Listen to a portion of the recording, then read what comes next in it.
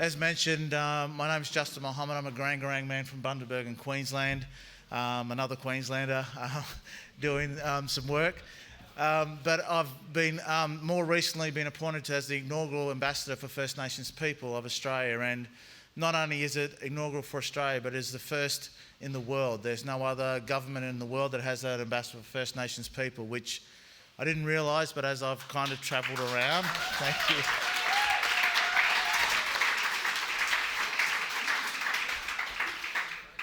I could stand here for about an hour to talk, but I know I've got about 10 minutes to make sure we leave enough time for the other speakers. So I'm going to give a quick overview, but more importantly about the strategy that we have or that we're trying to put into place. And being the first, there's no blueprint. There's nowhere we can go and say, well, how did this country do it? Or maybe how did the last ambassador of First Nations people, how'd they do their work or carry on for some of the work that they've already put into place?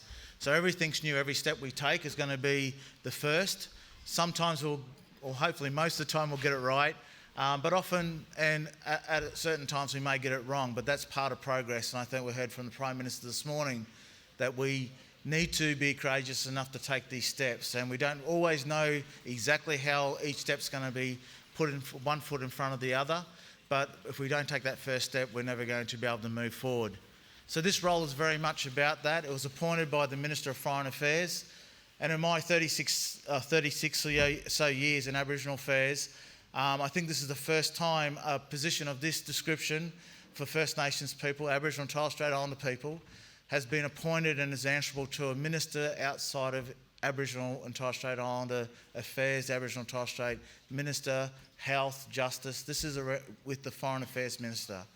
And I think that's an honour in itself, not just that it's me, but an honour for First Nations people to be able to be a part of the international dialogue that we're going to have and going to establish this pipeline to have our First Nations voices, our First Nations perspectives, and importantly our knowledges and experience in all of our foreign policy.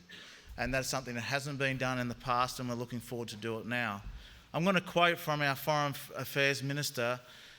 She attended this is just last month, and she talked about she did a keynote at the Griffith University. And she said that the story of Australia that should be told internationally includes the story of our First Nations people, the oldest continuous culture on earth. She went on and said that our shared heritage, who we are, is a facet of our national power, of our nation's power, and it's nationally. And I would think that everyone here would say that we haven't valued the Australian government, the Australian Foreign Affairs hasn't valued what Aboriginal and Torres Strait Islander experiences and expertise can bring to our foreign diplomacy, our foreign connections, how we combat key areas like climate, trade, human rights. We seem to be pretty good to kind of go into other countries, but we don't go into other countries with our First Nations experiences front and centre. And this role is going to try to set a template for that, a blueprint for that, build those pipelines, and as mentioned, there'll be some trial and there'll be some error, but we are going to make sure we move this forward. One of the things that I was, when appointed, it was an interesting appointment process. It's been also done differently. It went to an expressions of interest, which most ambassadors of Australia, it's not an expression of interest, it's usually handpicked. And that is the facts. But this went to expressions of interest, and we were, the call was to tell us about your past experiences. It wasn't to answer any key criteria of what you're hoping to do, but what have you done? And I'm pleased to stand here in front of you that this government, this is the first time I've ever worked for the Department of Foreign Affairs and Trade. This is my first job for the federal government. My 30-odd years, most of that's been in the community control sector and working with communities in Victoria and nationally, advocating for the rights of Aboriginal people, and that's what I wrote in my application, and that's the person who they chose. So they want to bring our community knowledges into this foreign affairs space, and I think that's something which excited me and excited my family, and hopefully that I can do that to the best of my ability. So one of the first questions I was asked many times, what's your priorities? And coming from a community-based priority is that you've got to talk to the mob. We've got to get out there, because if there's no use having an ambassador for First Nations people, if the people that you're representing don't know who you are and what you're doing. So that's been a big task, to go to as many communities as possible in the first 3 months of gone across 6 states, spoke to numerous organisations, not only just organisations of representative bodies of a particular area, but traditional owner groups, land councils, legal services, Indigenous chambers of commerce, talked to academics, individuals, community members, a whole range of people and a whole range of different priorities, and also to government processes that are happening right now, not only in our federal government, but we know in Victoria, South Australia, Queensland are going down processes of voice, treaty and truth. So I wanted to know some of their processes and the dialogue that they're having. So just to keep in time, what I have heard from domestically, this is something which has been embraced. I have not had a door slammed in my face, thankfully, from community.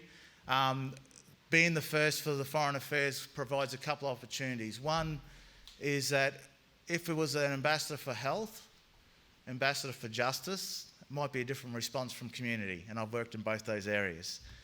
But our First Nations people haven't been strategically connected into our foreign affairs. So there's a real sense of opportunity here. What can we do?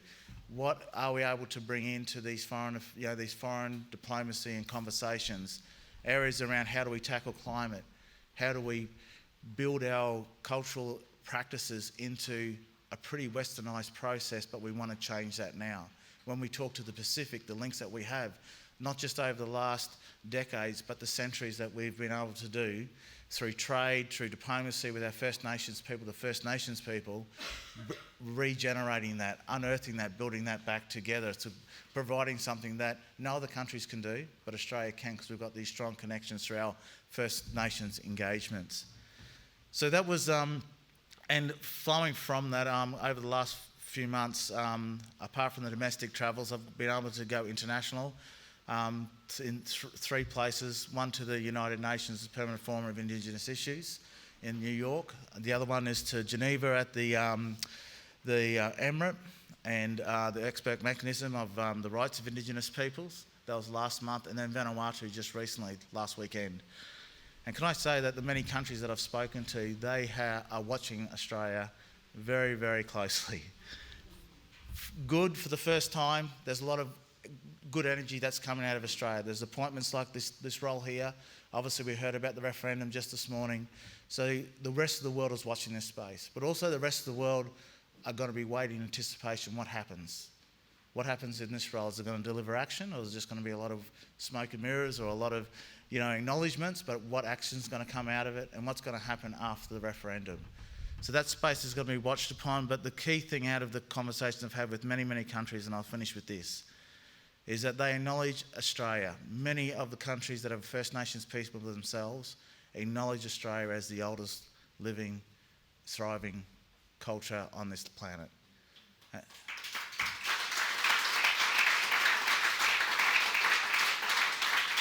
And the other thing they acknowledge is that, and it's coming more and more, and I think, I know Marsha's here, and I'm going to steal her phrase, but as research sharpens and has better tools and sharpens their way, how they do research, the stories, the songlines that we knew of our connections with people across the water are now becoming evidence-based and written and saying this has happened, even though it's been told for us for generation to generation. These things are relevant and they're true. And the countries that I've been speaking to want to reconnect on these bases.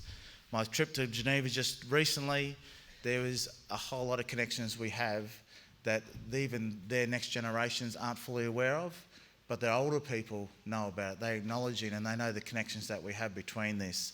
So as we face these major international issues of climate, obviously the changes that we can't, pandemics, more and more our knowledges and our expertise are going to be wanting to be looked at, want to be introduced and connected with. And we already have started that in these early days, the way we're dealing with our cultural fire burnings, the way our traditional owner groups are dealing with climate uniquely in their own spaces, is something the rest of the world wants to know more about, and have already started those exchange programs happening.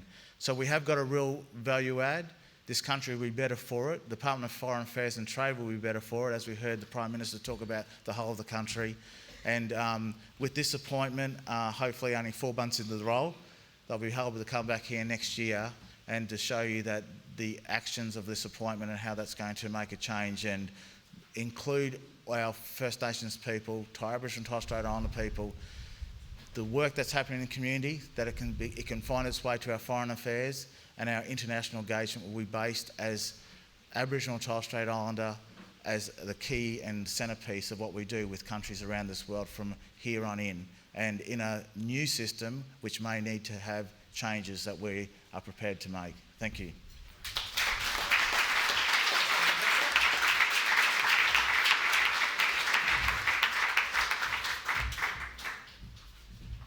Thank you. Shelley's wagging a finger at me, which I think means just get up, don't wait to be introduced again. So thank you, Shelley. And thank you for your work over this weekend and all the work that you do. I know in South Australia we see a lot of you, and if only the rest of the country is as fortunate as we are.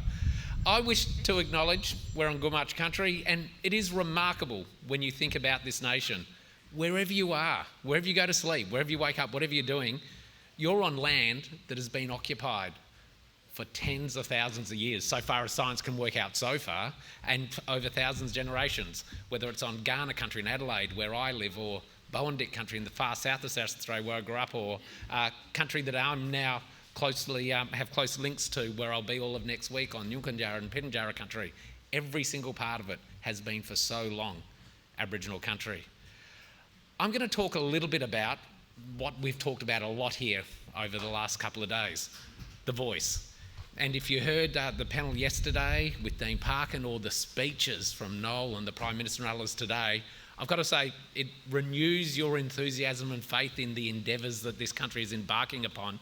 And for me, it fills your cup with optimism about where we're going to be in a couple of months with the vote. I can remember the first time I came to Garma. I stood here and talked in 2017. And that was only a few months after the Uluru Statement was handed down.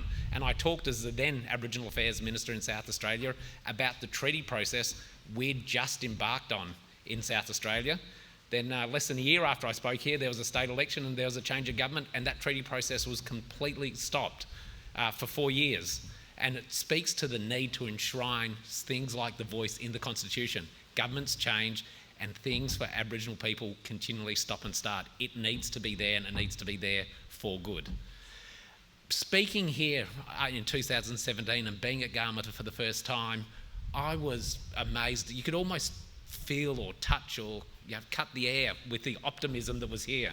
We had the next steps forward. We asked as governments of both persuasions, what were the next steps? What does recognition look like? And Aboriginal and Torres Strait Islander people told us. They laid down a very, very clear, a very achievable and a very modest blueprint in the Uluru Statement. We then fast forwarded a couple of years and there was very, very little action on it. I had great hope and enthusiasm when my side, the federal of politics, the Federal Labor Party, went to the election to committing to fully implementing the Uluru Statement. And I can very distinctly remember the day after the 2019 federal election when Bill Shorten and his shadow minister for Aboriginal Affairs, Pat Dodson, didn't win. We weren't going to commence this journey in Australia. I remember that next morning, on Sunday morning, being in my ute at a local suburban football game, watching my 15-year-old son run around, and pretty distraught about the opportunity lost for Australia. I spent a lot of time on the phone with Pat Dodson, who would have been the Aboriginal Affairs Minister leading this change, and he ended up consoling me about what was lost for Australia. And it was only a week after that, speaking to the then opposition leader, now Premier of South Australia, my boss Peter Melonie, in similar terms about how disappointing it was that we weren't implementing the Uluru Statement. We made our first policy from the South Australian opposition, and our first policy we announced in NAIDOC Week 2019 was that if we won the next state election as a South Australian government, we weren't going to wait. We couldn't wait for a federal government either persuasion. We would implement a state-based version of a response to the Uluru Statement.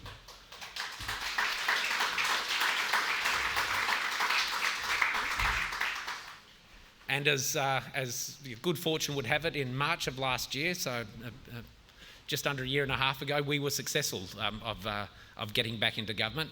And I can remember on election night in South Australia, the first thing the new Premier said was talked about the Uluru Statement. A few months later, the new thing the first Prime Minister said was talking about the Uluru Statement. I've never seen a new Premier, let alone a Prime Minister, the very first thing is talk about a policy in Aboriginal affairs. It is quite remarkable how far we've come. But I can also remember when we won the election, also thinking, oh no, now we've got to do it in South Australia. And it has been, at some stage, a difficult and daunting task. We, very quickly after the March 2022 South Australian election, embarked on the biggest consultation any government's had with Aboriginal South Australians and Aboriginal South Australian communities and organisations about what a South Australian voice, First Nations voice to the South Australian Parliament might look like. We appointed a Commissioner for First Nations Voice who went right around the state talking to people and did a second round after we had some legislation drafted, and then in March of this year, the South Australian Parliament passed the First Nations Voice Bill for South Australia. So we will have elections in March of next year, and we will have a fully elected series of 6 local voice bodies representing different regions of South Australia that will select from amongst themselves 2 people each for a 12-persons First Nations voice to the South Australian Parliament, embedded in our South Australian Constitution as well, importantly.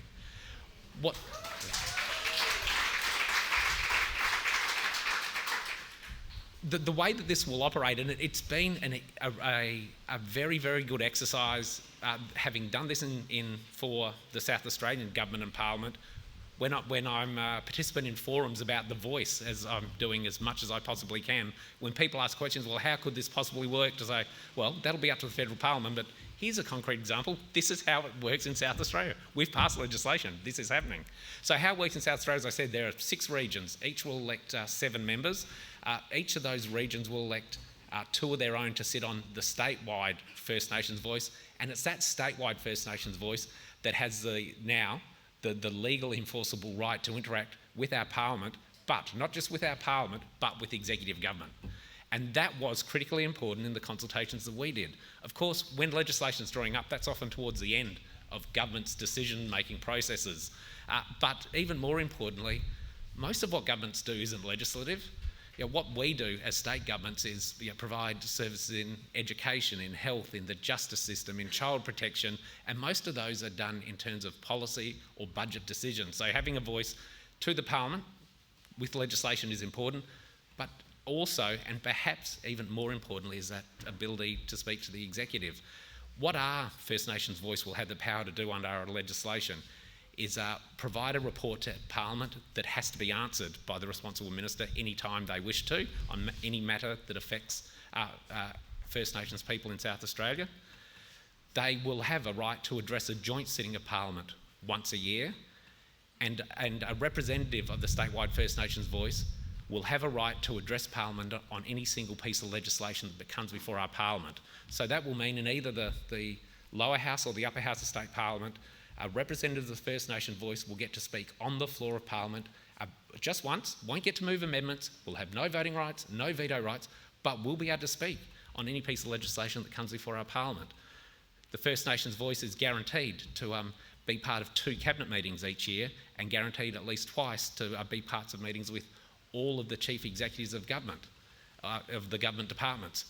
It's not an onerous ask, it's a modest ask that, in my experience, and I know our ambassador's had, I think, 36 or 39 years. I'm a baby compared with only 20-something years' experience in Aboriginal affairs, but I am absolutely certain all the weight of evidence shows that when Aboriginal people have more of a say in the decisions that affect their lives, governments do better in terms of providing services and programs.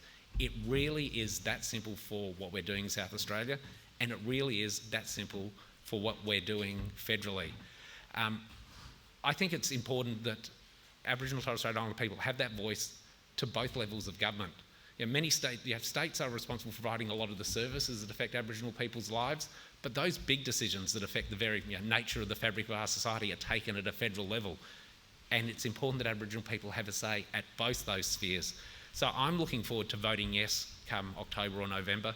I'm looking forward to the Sunday after the referendum when the sun shines just that little bit brighter. Australia's a more unified country, and outcomes will be better for Aboriginal and Torres Strait Islander people. And I'm quite certain we will see these sorts of structures in some way or another replicated in all jurisdictions across Australia, because at the end of the day, it will help governments do better. Thank you.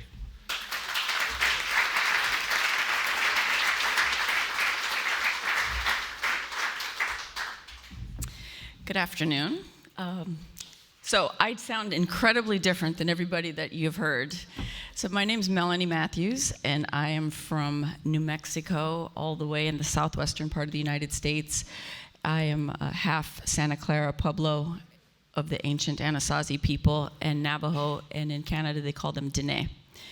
And I first want to acknowledge the elders that we have met while we've been here in this sacred land that we have walked on and have slept on for the last few nights. So I want to just thank you for all of your hospitality and the warm welcome that you've given us.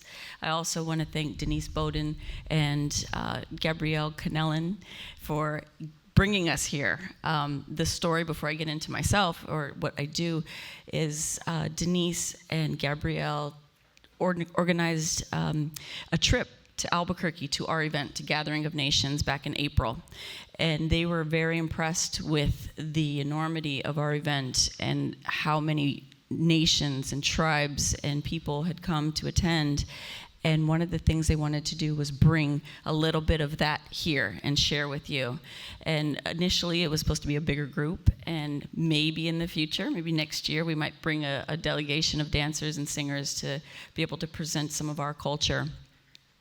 But more so about the Gathering of Nations, what we do, and I've been listening as a casual observer about the voice, your political issues that have been, I guess, swirling around for the last year or two. And one of the things that's very different is that in the United States, each of our tribes are sovereign nations. We've already established so much more than what has been established here. So it's really exciting to see the roots of something that could be great for everyone that lives in this country, and especially for the Indigenous people, because it is more than time. We live in a very modern society, and I think that it's part of what needs to happen for humanity. That's for all of us, and we come together as one people.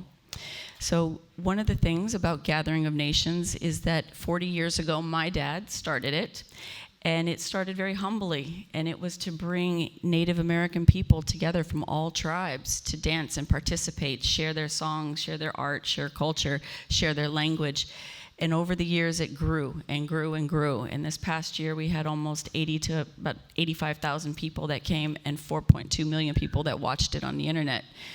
And with that impact, it bridges communities. It brings non-Indigenous people to understand and have a better empathy and sympathy for what we do and the culture that has existed for time immemorial. So I want to just say that us being here is another bridge, and what we've found is there's more commonalities and similarities than there are differences, and that in and of itself is so impactful for everyone that's sitting here that perhaps knows an Indigenous person. And one of the things that you can do is support them, support this initiative that has been talked about, and we hope that in time Indigenous people from Australia can come to the United States, that it makes it a little freer for them to be able to be a part of the community as a whole. And just to give you a few little tidbits and historical facts about our culture in the United States. Our U.S. Constitution is based upon the Iroquois Confederacy, and the Haudenosaunee is what they call themselves now, and they reside in the northern part of New York State, southern Ontario. And through that, our government took bits and pieces, and we had an influence from the beginning. Yes, the atrocities that happened here happened with our people as well, and nearly to the same degree. But one of the things that we have had is that we came together as one. Despite our tribal differences, despite our language barriers, we united as one people, and the people who also supported us, the communities that sat on the periphery and the borders came and also spoke up for our native people and have supported our social events. And something like this, like Garma, which is amazing, that brings together all these tribes, it is important that that culture is shared, that the language is preserved, that the traditions remain without sacrificing any part of the spiritual aspects, because for us as Native people, that is the core of our being, is about spirituality. It is our connection to our land, connection to our water, connection to other people. And it is something that is, like I said earlier, it's humanity. And us being the First Nations people, being people of the origin of Earth, of the creation of human, it only makes sense for all of us to live together as one. And that's the ultimate purpose and goal of life. And I brought with me today a wonderful woman who, her daughter last year was Miss Indian World, who is a part of Gathering of Nations. She is our cultural ambassador, and there's about 30 to 40 young Native American women who vie for this title, and it's not a beauty pageant, it's a cultural pageant. And what she speaks about her own culture, she speaks about all Native people. And I've had the pleasure to get to know Noella Red Hawk over the last year, and I felt that she was probably the most appropriate person to bring with me. We landed here not knowing anything, absolutely nothing. But what we have found is so much love, so much culture, and just a peace. It feels like home, a second home for us. So, Noella?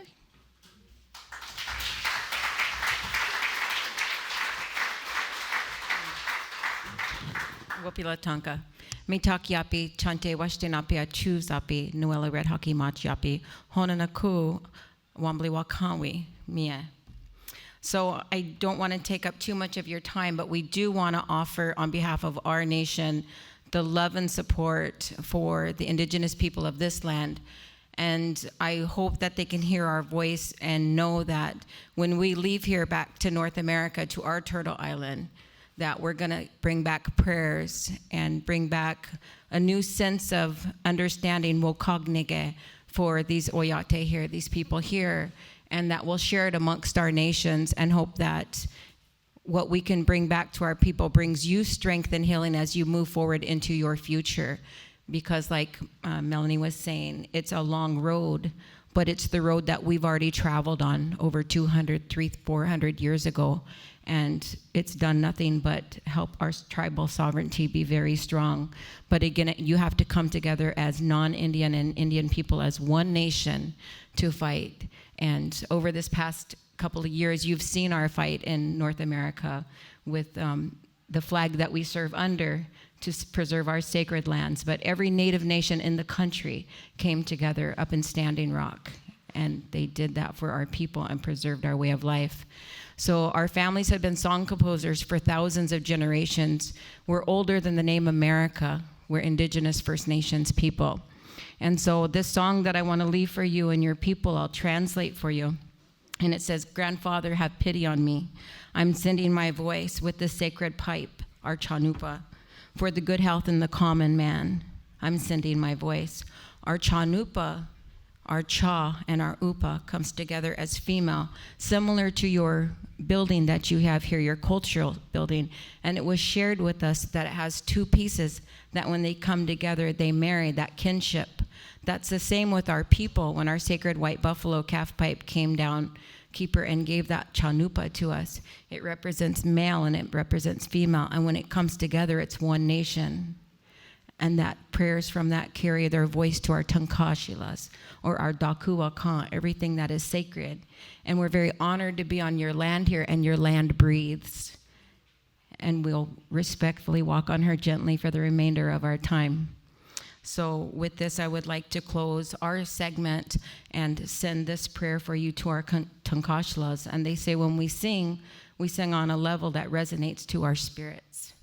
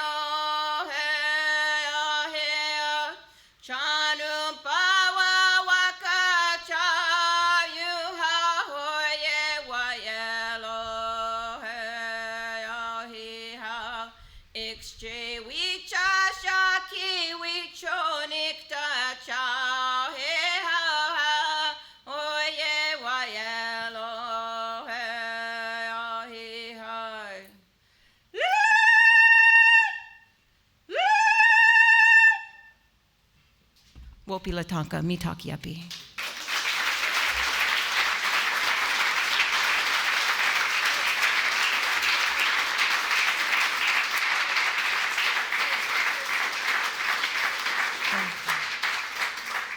Thank you so much, the four of you. Like, that was just spectacular.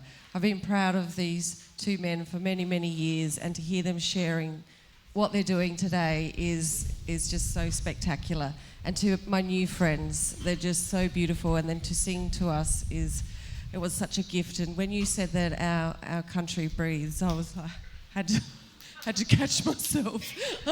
And it might take me, I'll probably be crying over that tonight too. But what we're going to do now is we're going to have some Q&A, and we would love you to ask some questions of these amazing people. But we do need you to have a microphone so we can capture your questions. So we're going to have a microphone on this side and this side. So if you do have a question, we would love you to ask it, and we'd love you to do it into a mic. So please ask them, they're wonderful.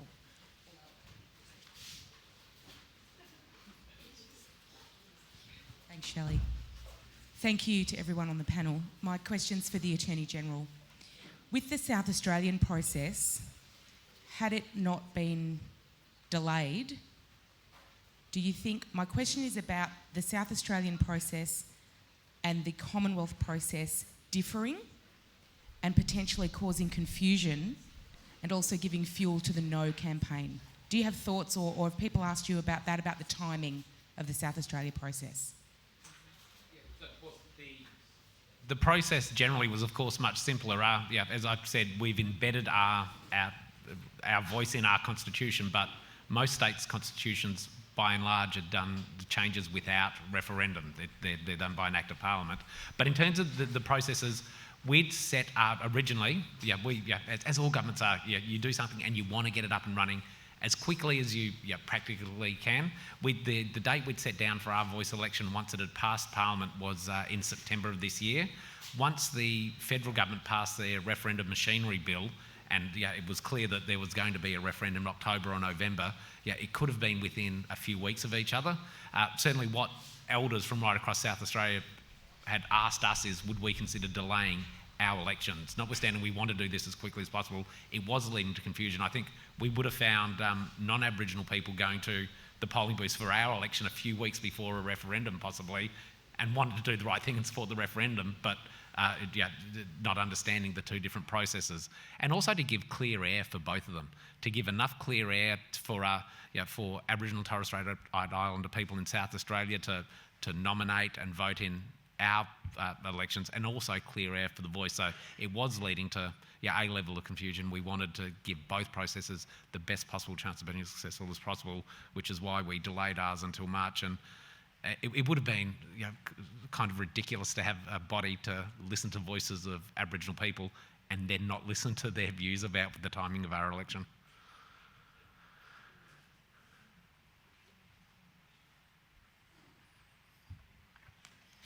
Hello, I have a question for you too, Kyam. My name is Annika. Hello.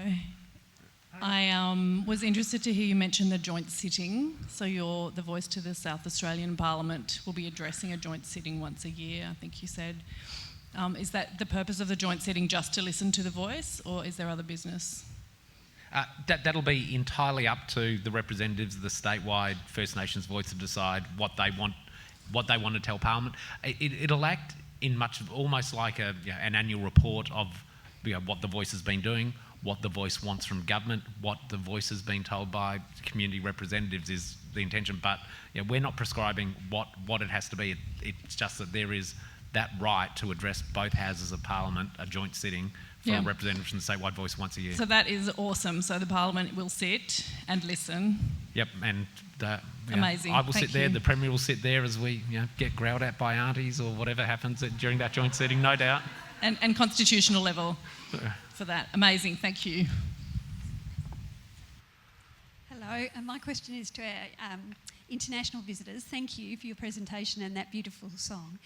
I'm really curious to know more about the cultural pageant and how that works. I'm sorry to deflect us for just a moment off the voice, but I'd really love to hear a little more about that. When the pageant was first mentioned, I had beauty queens in my mind. Sounds like that's not what it's about. If you wouldn't mind sharing, that would be lovely. Okay.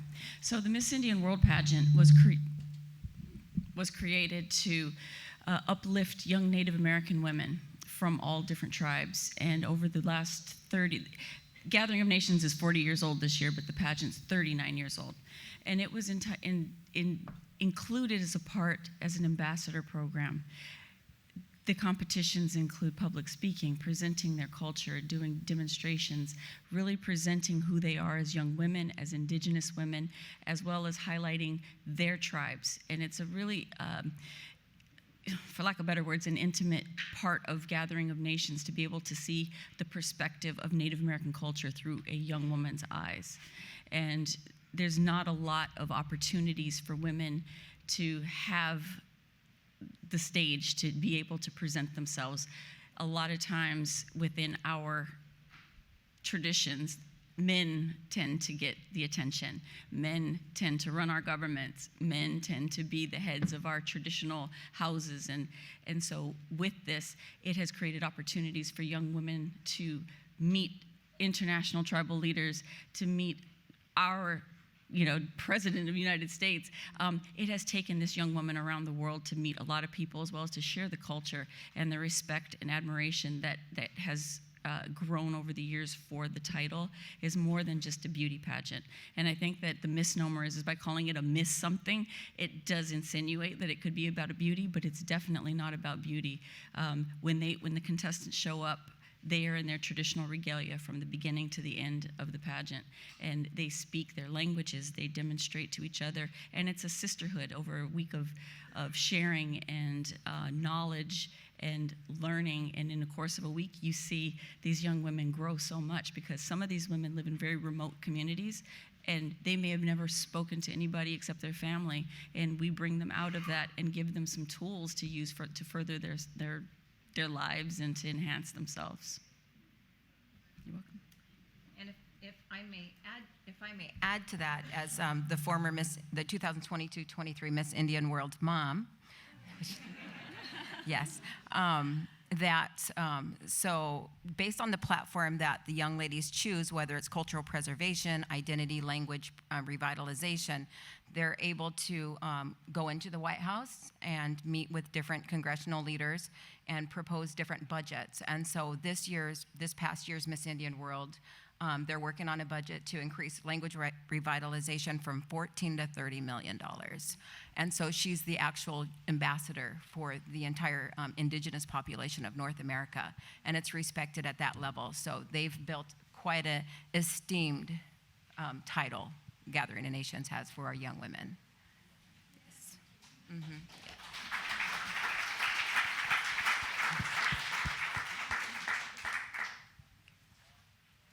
I've got a question for the ambassador. How can youth be involved in the Voice and Everything in Parliament? Like, involved in it? So, in the role that I'm doing? Yeah. Okay. It's a good question, because it's something close to the terms of reference of what this role's about, is not only presenting to the rest of the world the innovation and, as I mentioned earlier, the strengths of Aboriginal and Torres Strait Islander people in Australia, but to increase our participation in those international engagements. And part of that is to ensure we have, and our Foreign Affairs Minister is very strong to ensure that gender's really well represented, and geographically from my behalf, and being a former Commissioner for Children and Young People, know the importance of making sure there's space for young people to be a part of this process, because very easily processes can be handed to adults or people that are in senior roles because they have the connections or they have the time to or the ability to put forward their arguments in that sort of situation. So I think we are still establishing our office, which is soon to be taking place, looking at how we can do that. And part of the role that I have is trying to think outside of the square, because we don't want to just kind of fit Aboriginal and Torres Strait Islander participation in this westernised construct that we have. I think we've all done that before. You kind of change the furniture and change the dynamics of it, or bring first Aboriginal and Torres Strait Islander people in the room. But I think we're ready for a bigger change than that. It says, okay, let's change the way we do it, which may have to dismantle some of those structures and to allow our young people to have a voice in our international forums on international issues. And if we're thinking about particularly climate, most of our young people are the ones who are going to will be left with how well we work with climate. So having them part of that early part of that process will be very important. So I don't have a distinct answer other than a commitment that there will be young people a part of this, a part of my role, and also to be part of that voice out to the international on that international platform. And probably just to finish with is that we're very careful to ensure that the process that we take, this is not just setting up a ambassador and an office for the First Nations, office for the First Nations ambassador for this Parliament or the next one. This is to embed something that's going to be here for generations. And as I talked about, I'm not the first diplomat, First Nations diplomat, and as we've had many diplomats over centuries from this country trading and sharing experiences and knowledges, and to do that, to keep passing that on, you need your young people a part of that. So my commitment is that there will be young people very much part of our plan going forward. Thank you.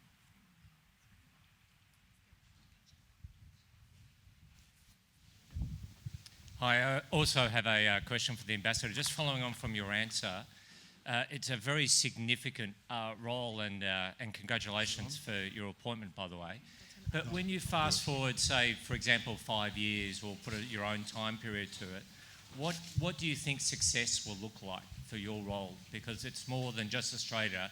I think you mentioned that it's the first type of role that any Western government actually has with this sort of ambassadorship. It's a good question. I'm not trying to sidestep. I have got an answer. But before I do answer, one of the things I find with this role, a lot of people want to know what your first priorities are. A lot of people want to know what the community wants. Have you got 2 or 3? And one of the things I keep kind of pushing back to my colleagues and to the department in particular is that Australia, we celebrate the diversity of First Nations people, right? We say how many languages we speak, how many different nations there are. Even in the term, I'm the ambassador for First Nations, plural, people. Our different cultural and laws which practice. So we celebrate diversity, but for some strange reason we don't want to kind of build that diversity into our priorities, which might be one community might have, or one part of Australia might have a different priority to another part of Australia. And so to make sure we allow enough room for that to take place is the first part.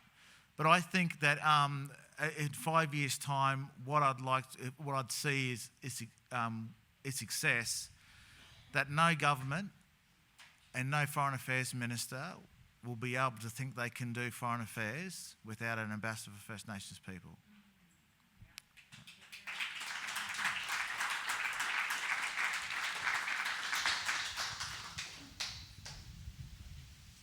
Hi. Look, I've got a broad question about just what the panel might think, and probably Kyam in particular, about the critical element in Australia is water, and in particular in the southern states, the Murray-Darling Basin. Just an idea, a long-term view of how you think the voice to Parliament might improve the situation of our view of the Murray-Darling Association and the Murray-Darling Basin Plan in particular. Thank you. Thank you for the question. Murray River starts where Justin's from in Queensland and finishes down in South Australia. It really is an issue for the whole nation. Certainly one of the Closing the Gap targets is about inland waters and First Nations use of inland waters and having water allocations set aside. With everything, including all the Closing the Gaps targets, the voice will help. Having more Aboriginal people involved in all of the things that governments do, the way governments allocate resources, the way governments design programs, at the very worst, at the very, very, very worst, it can't hurt, but it almost certainly will create benefits. So in terms of that critical issue of water, for not just like the targets for having reserved water for First Nations people, but how we manage water. Because, of course, for tens of thousands of years, the environment has lived in perfect balance with the people that have been here. And in just over 230 years, it has gone completely out of balance. So I think the voice will play a huge role in helping educate the rest of those involved in government about how to find that balance. How do you see the mechanism for that? The mechanism in terms of how the voice will influence that will be like everything else the voice does. It will provide advice to government. It will be up to the government of the day to decide whether or not to take on board that advice. But certainly in the South Australian context, and I'm sure it'll be the federal context, there will be a very powerful moral and political force to that voice that will mean that governments will have to consider it. And if I can just follow up with that, I think the commitments that Australia has made more recently around climate and advocating that internationally, which we have, and pushing very strongly and wanting to be a leader in this space across the world is addressing climate. We know water is very important, and I think it's important that climate's not going to wait for a voice or any other processes that take place. But what we do have right now, we have First Nations peoples right across those river areas, and engaging them and resourcing them to be able to share their knowledges, but also take care of the country which embanks those waterways, and be part of the solution and part of the dialogue is what we're seeing from globally. That's being more and more looked at, of our First Nations people to be involved in those areas, and I think Australia can lead in that way, not only just for our country, but then be an exemplar for other countries around the world, as many countries are facing a similar sort of crisis around their water and looking after it. And having First Nations people in that process around the board tables, but also on country, are the two things which we haven't had at that depth in the past, and we're going to make. I think that's where the answer is going into the future, and obviously the voice and other processes will come to hopefully support those engagements. And Mr. Ambassador, I kindly invite you to the First Nations people of North America to come see how we preserve our Mini-Wichozani, our sacred water, and how we fought for our water, and how as Indigenous people we've sculpted our laws and policies based on how the water is respected and treated and how it's our relative. So I invite you to Lakota country and to North America to sit with our First Nation people to engage in that conversation to help direct where you're going with the voice. Thank you. Also, one of the things, Ambassador, that you have the opportunity to do is to help guide how water is used.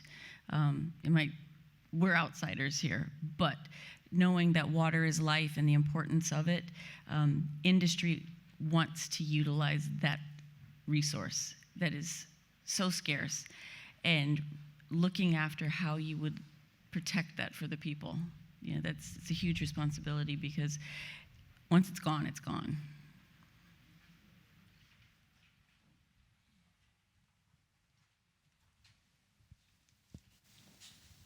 My question's for the Ambassador. Ambassador, you've mentioned a number of times about sharing Indigenous knowledges, our ways of knowing, being and doing. And of course, we've been very selfless in sharing that, not only locally but globally. My question is, what's your thoughts around protecting those knowledges, ensuring that individual intellectual property is protected as well as community property? In your early stages, what have you heard from community? What's the opportunities? Thank you for the question. For people who don't know, that's my wife.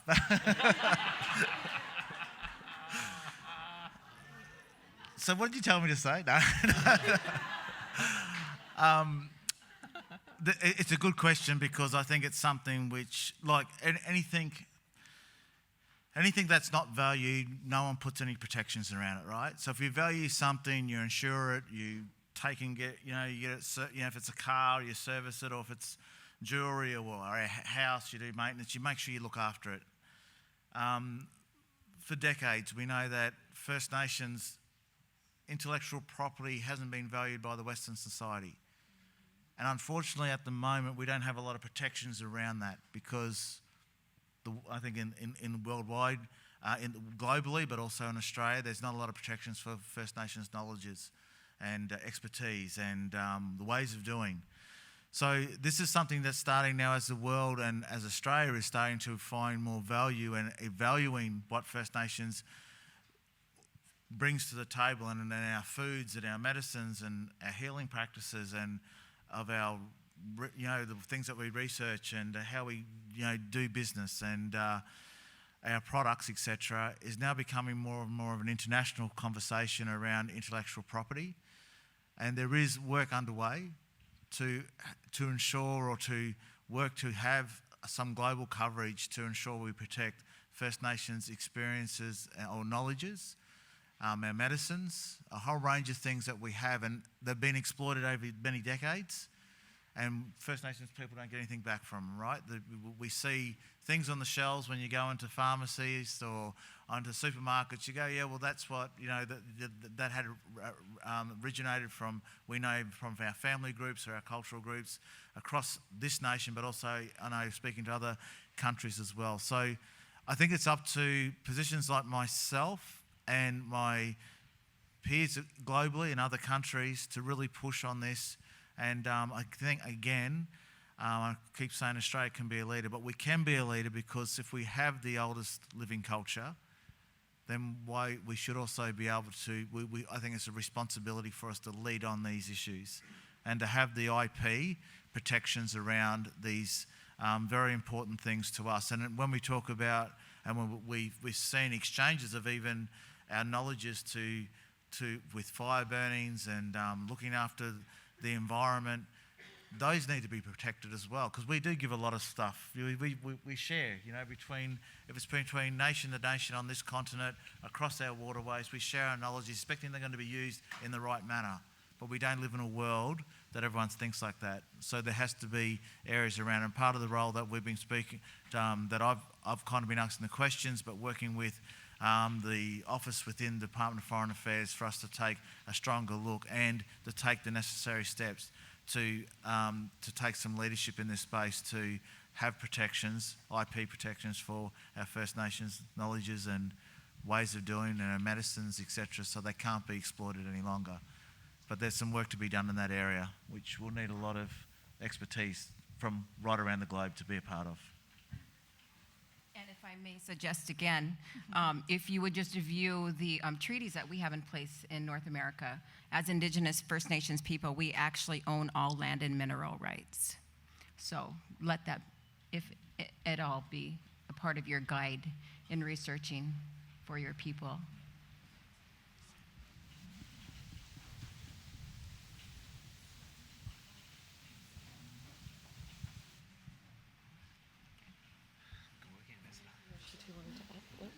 Okay.